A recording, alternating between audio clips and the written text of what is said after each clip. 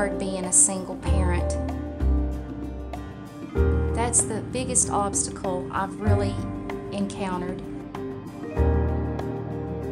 I was married for 17 years to the man that is the father of both of my boys. We decided that we would go our separate ways, and we divorced.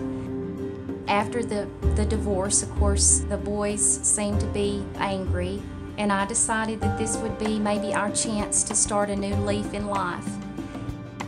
We moved to Abilene. They came up here, and instead of getting involved, baseball, soccer, basketball, because I was a working mother and I was not at home, they got to running with a certain crowd and fell into peer pressure. It was a struggle. I did not get child support, so I did not have additional income. So I knew that my budget would only go so far. Then trying to get the boys at that age to try to stay in school and out of trouble, it was just next to impossible.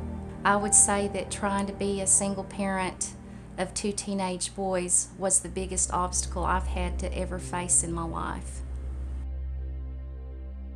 I felt like I was blessed to have the best dad in the world. My father was a World War II vet. He joined the Army back when he was 17 years old. He was my hero, and he is my hero. Because of my dad is the reason why I have this house to begin with.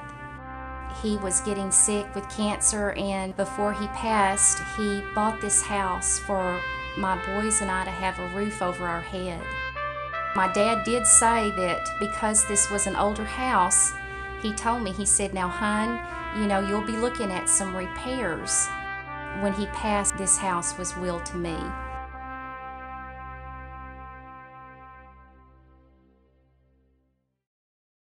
For the last 5 or 6 years, somebody could have just literally walked into my back door.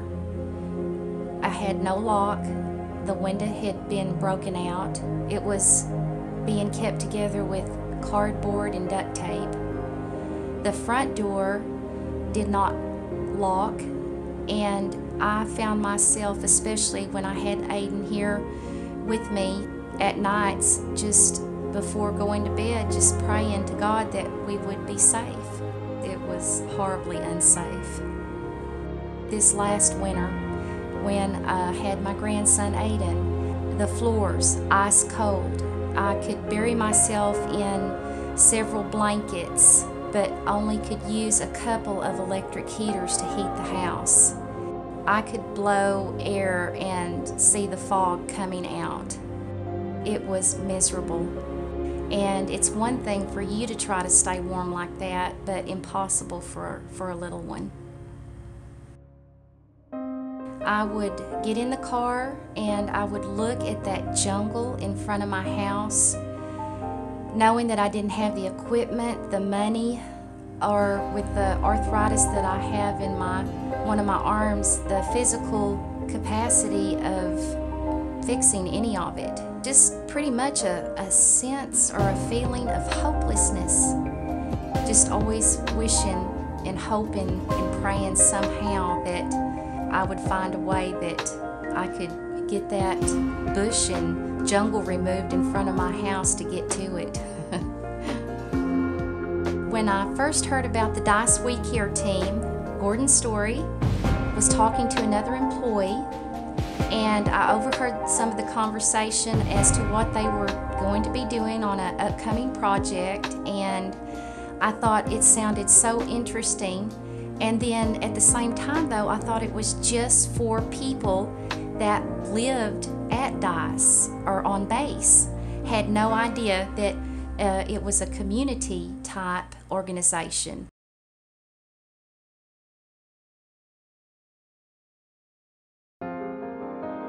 I was sitting at my desk doing my work, answering the phone, and very busy day. All of a sudden, Gordon Story comes around the corner, and he has some papers and looks like a file in his hand, and he says, "Hey, Annette, I'd like to see what you think about the next project we're going to be doing." it's a little granny's house. It needs painting. And not knowing or having a clue what was going to come of it, I just said, "Oh, Gordon," I said, "I'm a granny, I need my house painted too." He showed me some color charts and different ones, and I kind of pointed to the ones I thought was really what I would think would be pretty, but I still didn't get it. And so another one of the ladies asked Gordon, she said, "Well, Gordon, why don't you show us a picture of Granny's house?" And so I still was oblivious, and he said, "Oh, sure." Put the file down, plopped a picture out on my desk, and my mouth literally fell open. And I gasped and I said, "Oh my gosh," I said, "that's my house." And I never can describe how shocked and excited I was all at the same time.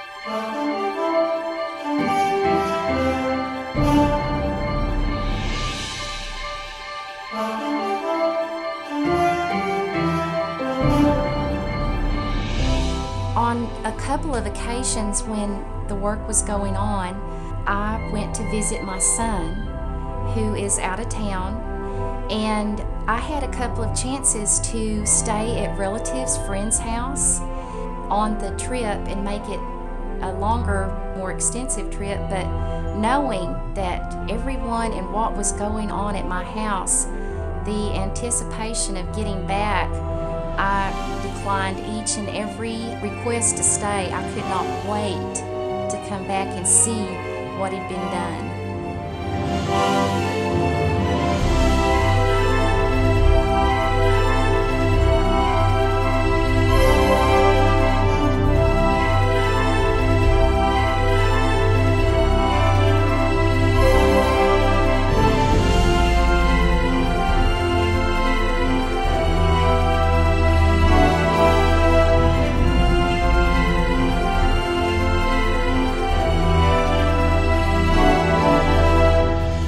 All those shrubs that were taller than my roof, and the vines pulled out and everything cleared away from my house. It was all gone, and it was piled up in my front yard to where when I came home from my visit, I passed by my house. I could not even see my house.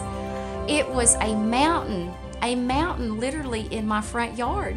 And I was going down the street, I turned on my block, went down, looked, had gone completely past my house and had to back up to get back in my drive. That is what they did on that first day. It was unreal.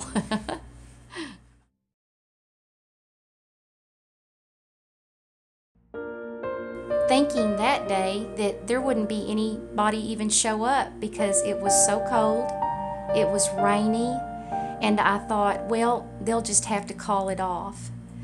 So I went ahead and got my supplies and gifts and things ready for the baby shower, and I decided to drop back by and just see if they'd already left because of the weather.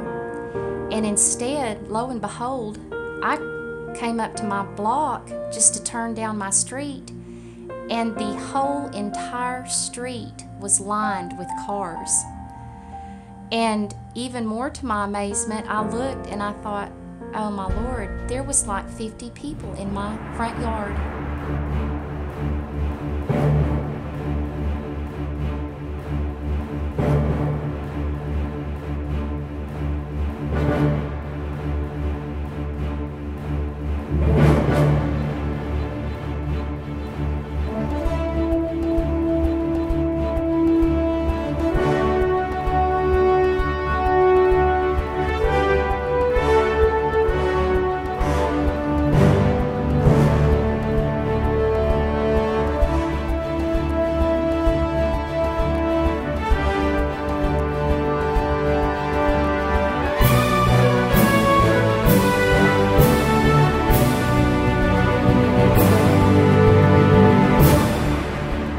one of the things going on was they had gotten this huge chipper to make mulch out of all that brush and shrub, and they had it going 90-0 making that mulch in the cold and rain.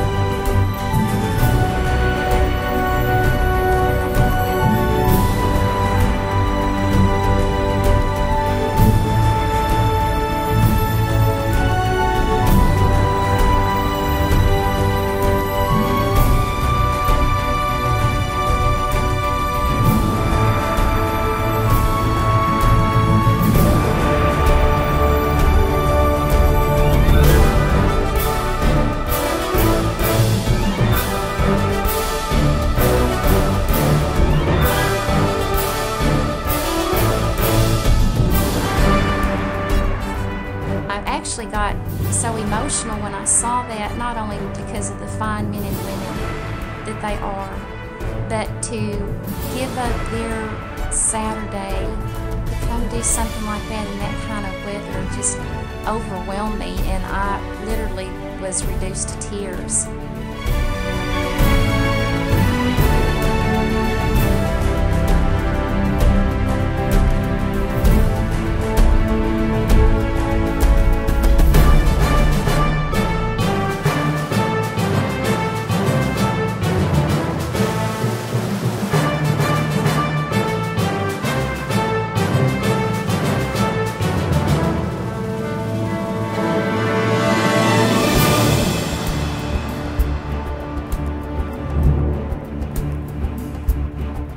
I was truly overcome with such gratitude, and I'll never forget that day.